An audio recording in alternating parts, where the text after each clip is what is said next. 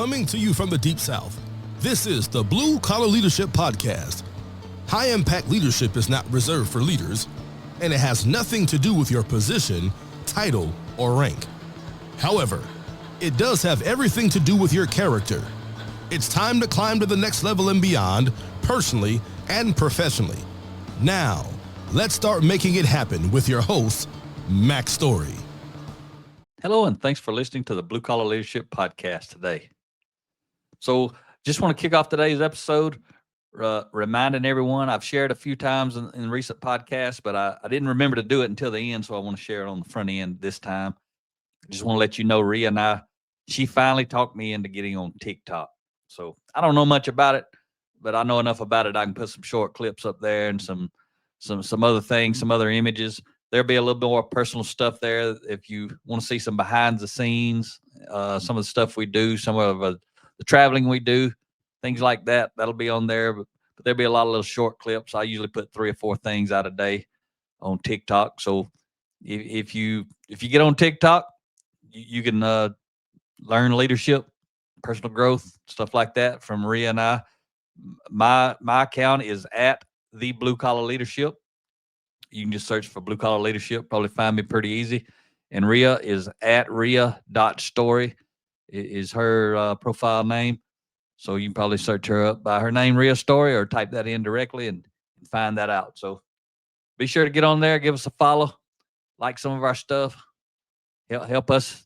Hopefully, I know there's older folks on there like me, and you don't have to be in your teens to be on TikTok. I know a lot of young folks are on there. So Rhea finally convinced me I need to get on there, and maybe I can get a little traction with some of the younger folks, the latest generation coming up through the ranks. And we all got to learn leadership. If we know leadership, we all need to be teaching leadership. So it's just another resource, another stream to try to get to some new people. Anyway, let's dive into today's lessons.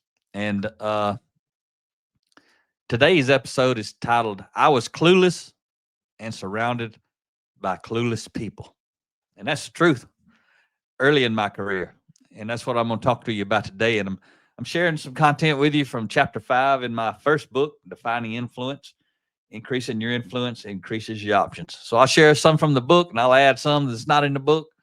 So I highly encourage you, if you want to take a deep dive, get a hold of that book. It's in audio, paperback, and ebook format. So chapter 5 is actually in the book titled Evaluate Your Experiences. The subtitle, Reflection is Looking Backward to Go Forward. And I've got a quote to open up that chapter from Confucius. And this is what he had to say. By 3 methods, we may learn wisdom. First, by reflection, which is noblest. Second, by imitation, which is easiest. And third, by experience, which is bitterest. So that's some pretty good thoughts right there, and that's the reason I use it to open up that chapter. You know, he says we may learn wisdom first by reflection, the 3 methods, and he says that's the noblest. And what he's talking about is, I always tell people, when you start learning, you start growing, especially relative to personal growth, and you focused on your own personal character development. A lot of times people start looking backwards. And they start feeling bad, beating themselves up for the mistakes they made, the wrong actions they took, the wrong direction they went in, all that sort of stuff. And you don't want to learn all this stuff to beat yourself up. If you do that, you're missing the point.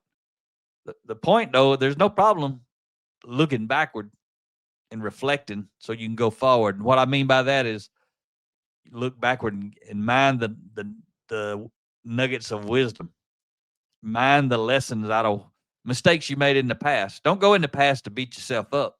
That's a waste of your time. Ain't gonna help you none. Absolutely go in the past to evaluate your experiences and figure out, hey, I could have done this different. I should have done that different, so that you can internalize the lesson and take that forward. But experience is not the best teacher. Evaluated experience is. So just having the experience doesn't necessarily help you.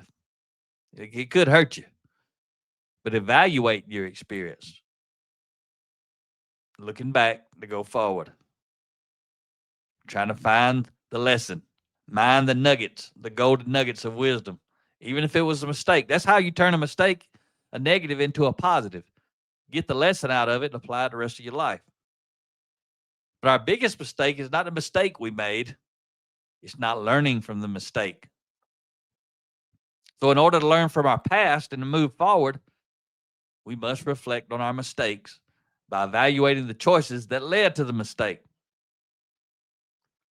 What did we not do? What should we have done? What could have been different? What do we need to do differently next time? So other people, they evaluate our intent based on why they feel we are trying to influence them. And this happens consciously and subconsciously. Sometimes they're aware of it, that they're thinking about it, and sometimes they're not even aware of it, but it's happening. Our intent is something we get to choose. We know what our intent is. Our character, though, is revealed by our choices. This is how others learn who we are. And who we are matters. Our intent matters. You know, what is our intent? We trying to manipulate somebody? We trying to motivate somebody? Remember, manipulation is my benefit. I don't care if you benefit or not. Doesn't make any difference. I ain't worried about you. I'm worried about me. That's what manipulation is. I'm trying to facilitate an outcome where I get some benefit. You may or may not. Doesn't even matter. Either way, it doesn't matter to me if I'm trying to manipulate you. If I'm trying to motivate you, though, I'm trying to influence you in a way that I benefit, but also that you benefit. So I'm aware of what's going to benefit me, and I'm trying to understand you so I can be aware of what's going to benefit you. And then I'm looking for, using Dr. Covey's words from the 7 habits of highly effective people. It's habit 4, think win-win. That's the kind of motivation I'm talking about if you're familiar with that book, that content. But others decide how we make them feel, not us. We only influence. We don't determine.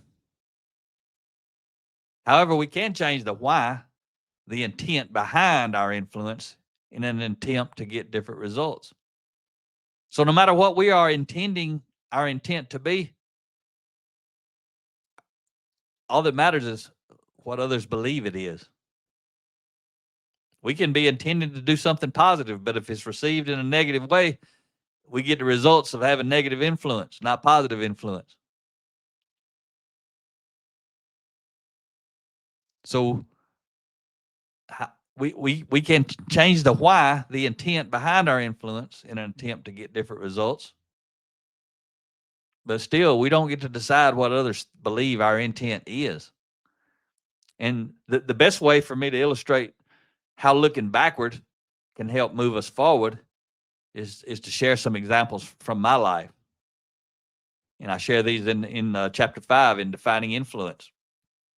So as I was growing, remember 2008 is when I really started my intentional leadership journey, start reading every day. I know you heard it 1,000 times if you're a regular listener, but I have to throw it out there because sometimes this is going to be somebody's first episode, is this one right here.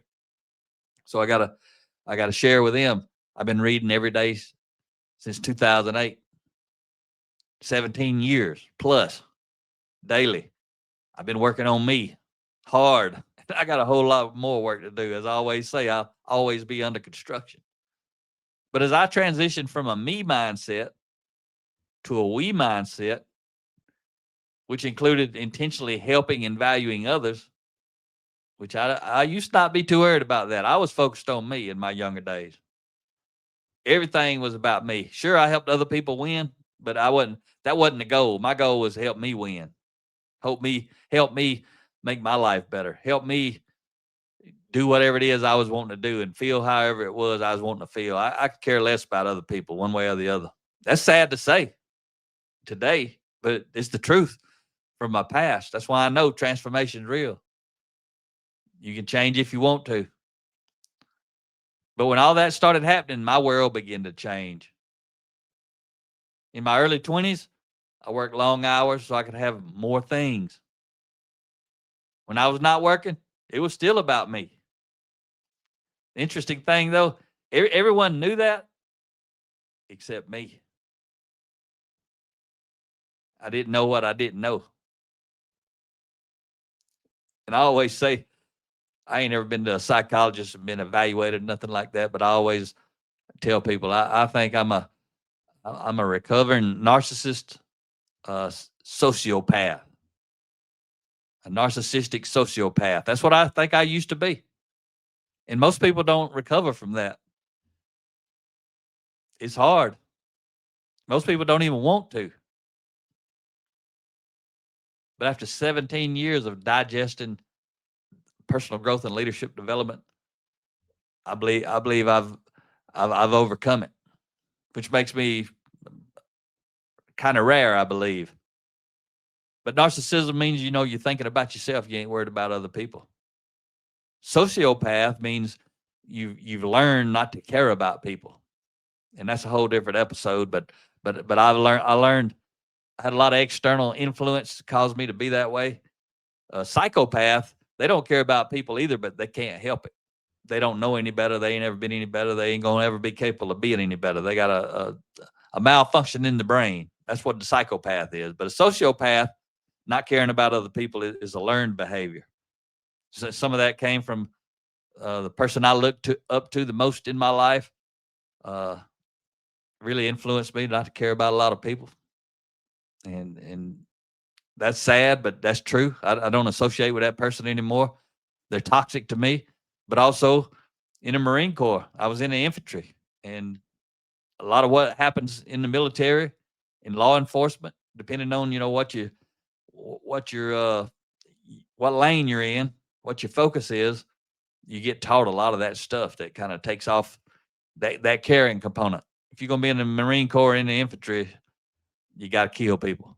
I didn't ever have to do that. I never had to go into combat and that sort of thing, but I was trained and developed to do that. And I don't know if it's fortunate or unfortunate that I didn't go. At the time, I think that's what I was meant to do.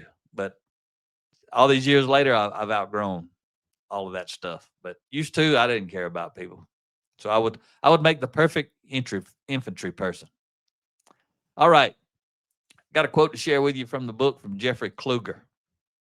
He says, narcissism falls along the axis of what psychologists call personality disorders, one of a group that includes antisocial, dependent, histrionic, avoidant, and borderline personalities. But by most measures, narcissism is one of the worst, if only because the narcissists themselves are so clueless. That's what I'm saying about me in the past. I didn't have a clue I was that way. Everyone around me, I guarantee you, had a clue that I was focused on me. And I see a lot of other people today, they don't have a clue. I even talk to them about narcissism, and they understand it, and they think, they talk about other people who are narcissistic, but they don't even realize they have narcissistic tendencies. And some of them are full-blown narcissists, and they don't have a clue. It ain't my place to tell them and point it out. They don't want to hear it. I'm just saying, I'm picking up on that stuff. I've been there. I've been that kind of person. I read a lot about it. I study a lot about it. I watch a lot of YouTube videos by psychologists, psychiatrists, people who are in that space professionally, and talk a lot about narcissism in the workplace. There's a lot of that. A lot of bad bosses are narcissists. They like power. They all focused on themselves. They're using other people to get what they want. All that sort of stuff. But I spent my time back in those early years. I spent my time hunting, fishing, and unfortunately, partying, hanging out with people like me nonstop. Nothing against these people, but those were people going nowhere. Same place I was going, nowhere. And a lot of those folks, if I could go find them, they probably still going nowhere. They ain't been anywhere since I last saw them years and years ago, because they didn't change. And that's all right. They don't have to, but I did, and I wanted to. And I'm glad I did. But back in those days, they didn't care. I didn't care. I thought I was doing well. I had a job. I was paying the bills, barely. Most of the time, barely. And Sometimes those bills, I wasn't getting them paid as easily as other times. I just wanted to have fun. That's why I'm struggling with my bills. I used any extra money I had to have fun, to play, to party, to hunt, to fish, whatever I could do to have fun. That's what I was spending my money on. And it cost me because I didn't save any money. I struggled and struggled and struggled and had to work nonstop, all kind of stuff like that. My son, Eric, his mother, we were divorced when he was 5. Uh, Today he's 34. And back in those days, she used to tell me she didn't want me working all the time. She wanted me home, but I had to work all the time because I wasted my money and spent it all the time. And that's a big key reason to why we ended up divorced. Ain't the only reason, but it definitely was one reason. Plus, I worked a second shift and third shift. So besides the fact I worked 7 days a week, I still didn't get to see the family much when I wasn't working because they were at work or they were doing something. I'm sleeping during the day a lot. That's just the way it was back in those days. But I just wanted to have fun. And the people I hung out with, they were happy coasting through life. I was happy coasting through life. So we coasted like many people still do every day today. They just coasted. They ain't headed nowhere on purpose. They just coasted. Reflecting and thinking about my past reminds me of a scene, and I'm reading you a paragraph right now out of the book. It reminds me of a scene in Alice in Wonderland by Lewis Carroll, and I put this story in the book to help illustrate what I'm talking about here in this chapter. But the story that I put in the book is just a little quote from Alice in Wonderland. It says, Alice came to the fork in the road. Which road do I take? She asked. Where do you want to go? Responded the Cheshire Cat. I don't know, Alice answered. Then said the cat, it doesn't matter. See, that's the thing. If you don't know where you want to go, it don't matter which road you go. It don't matter which direction you go. If you don't know where you want to go, doesn't matter. Just go anywhere. Go somewhere. But those of us back in those days, we were not thinking about what we could do. We were complaining about what we couldn't do. And my influence was high, but it was high on a negative scale. My influence was back in those days was used mostly to waste people's time and money. You know why? Because that's what I was doing with my own time and money. I was wasting my own. And there's nothing glorious about wasting your time. And there's certainly not anything glorious about wasting someone else's time. That's definitely a reflection of poor character. Bad enough that I would waste my own time, but I was looking for other people who wanted to join me and waste their time. That was all I had to offer, was wasting people's time. Pretty sad to think about that. That's where I was at. I'm 56 today. I'm talking about early in my late teens, throughout my 20s, even into my 30s. This kind of stuff I was the life I was living. I had natural leadership. Remember, leadership is influence. And it was easy to influence those around me in a negative way. Especially those people were not growing. I wasn't growing, but I had a lot of natural leadership, a lot of natural influence. Again, I used it for negative purposes. Who was I influencing? People on the negative scale with me. Other people who had a lot of negative influence in other people's lives. They wasn't making good choices, and they were helping other people to not make good choices. They was giving them advice on what to do in life. And it wasn't good advice. Same way the advice I was given wasn't good. But that's who I was, and that's what I had to offer the world. Not much. But people like me with little, if any, positive influence, with those getting results and making a positive difference in the world. That's what I'm talking about. Let me say this again, make sure it's clear. Who was I influencing? People on a negative scale with me. People like me with little, if any, positive influence, with those getting results and making a positive difference in the world. My influence was with people going through the motions day in and day out, week in and week out. Those trying to get by, as we used to say. That's all we were trying to do, get by. Make it through the week so we could party on the weekend, so we could make it through another week so we could party on the weekend. Round and round we went. We were headed in no specific direction, and our lives certainly reflected that.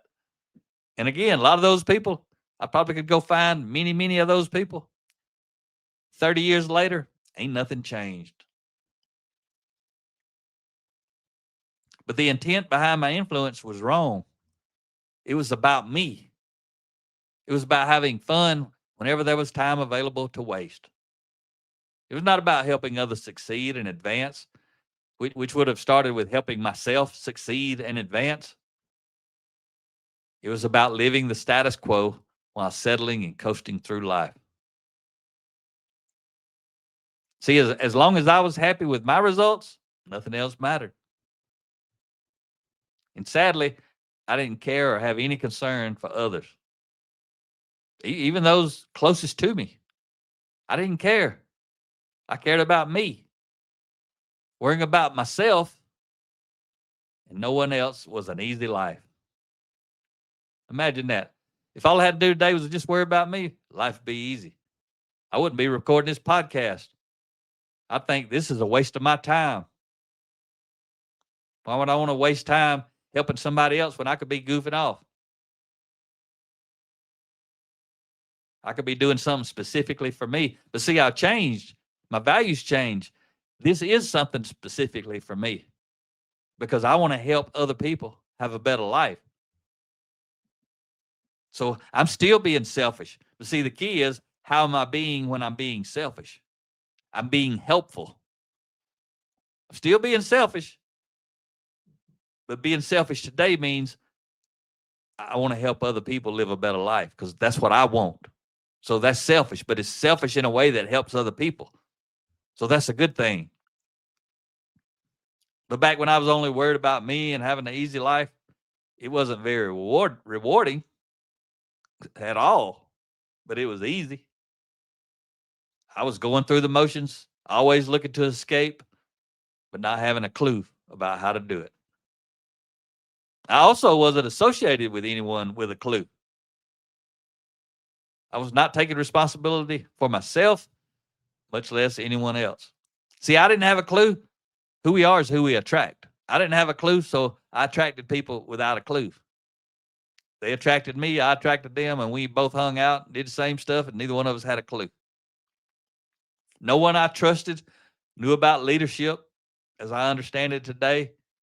Back in those days, I hadn't heard of Stephen Covey, John Maxwell, Les Brown, Napoleon Hill, James Allen, or any of the other popular leadership experts. And those ones I just listed, those are I've studied and read a lot of books, listened to a lot of audio, watched a lot of video from some of those folks. Learned a lot. All those people played a big role in my transformation. And I can tell you, not a single one of them knows it. Maybe Dr. Covey, Stephen R. Covey. I actually wrote him a letter and told him how he helped me and my son, but it was me to rebuild that relationship with my son. And I was supposed to meet him, and then he had a mountain bike accident and got a concussion, ended up in the hospital, and he never recovered. And he was out there doing habit 7, sharpen the saw, trying to get better, and he passed away. And Eric and I were supposed to go out and meet him. And that would have been so awesome if I had that story to share, but I hate it. I mean, the reason why, he passed away. That's terrible. I hate it. But hopefully he read my letter because I got an invitation from somebody on his team to come out and visit with him. So he helped a lot of people. I'm not the only one. He sold, I think, over 25 million copies of The 7 Habits of Highly Effective People, the book that changed my life. But a lot of people, they don't like to read it. You have to do too much thinking, but that's why I write my books. Check out bluecollarleadership.com/download. You can preview a lot of my books. You're going to learn a whole lot of the same principles that are in the 7 Habits and a lot of other books that are a lot more complicated to read, but mine are pretty simple. But at my level of awareness, leadership was not on my radar. Relative to our character, who we are, we attract people like us. We're also attracted to people like us. Although I didn't realize I was clueless, I also didn't realize those around me were too. I was subconsciously attracted to people like me. At that level of unawareness, our subconscious takes over. I was clueless and attracted to other clueless people, like I mentioned already. I hung around people with small minds like me. Therefore, I remained small. I hung around reactive people like me. Therefore, I remained reactive. I hung around people without a vision like me. Therefore, I didn't develop a vision. Too many people want different results but continue to be the same person and hang around the same crowd. They get stuck hanging with people with the same why behind their influence, those with the same general intent and similar character. Generally, they also influence people for the same reasons at the same level. However, their competencies, what they know, can be much different. To illustrate, consider the work you do. Think of your coworkers or teammates. Although their competency is basically the same, they don't all socialize together when they get off work. They're attracted first to those with similar character. A person's competency is usually an afterthought unless you're working on something together. Then competency also matters. But if you're just hanging out, competency doesn't really matter. Character is what matters. The issue of competency comes in a distant second and usually doesn't matter at all. And often you see groups of people with totally different backgrounds hanging out on a regular basis. Character matters most when it comes to those we are attracted to and those attracted to us. If we want to change who we attract, we must change our character. None of the other 7-8 billion people on the planet can do this for us. Only we can change ourselves from the inside out. If we want to be around people with a higher level of influence than those we are currently associating with, we must raise our level of influence. How do we increase our influence? We go within. We work on why we want to influence others, ourselves. We have to work on our intent. When we work on our character first, we cannot lose. That's how we win. That's why I encourage you, go get this book, Defining Influence. Go through it slowly, mark it up, read through it from cover to cover.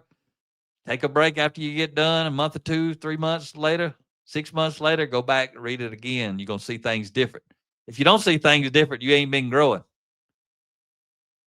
You wasted your time reading it the first time because you got nothing out of it.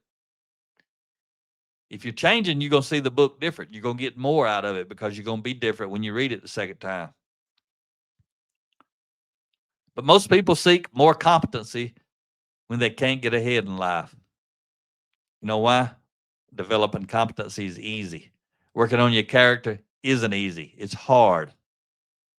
And for me, working on my character meant getting control of myself first. I was a very reactive person. I was short-tempered. I took stupid risks. I did stupid things because it was fun. I was impatient. I blamed others. I did things which proved to the world I could not control myself while thinking I was in total control. That's the stupid part of it. I didn't have a clue. I was ignorant. I was doing many things a responsible, proactive person would never do. I did some things right, but I did many things wrong. So I want to end this episode asking you right now, stop and think. Do you trust people with self-control more or less than you trust people without self-control? Pretty simple. We're going to trust somebody who can control themselves more than somebody who can't. Which person has the most influence? Those people who can control themselves. And I'm going to leave you with this. Which one are you? What would your friends say? What would your family say? What would your coworkers say? What would your boss say? How well do you control yourself? I don't know, but you do. Hope you enjoyed today's episode. Talk to you next time. Make it happen or someone else will. It might as well be you.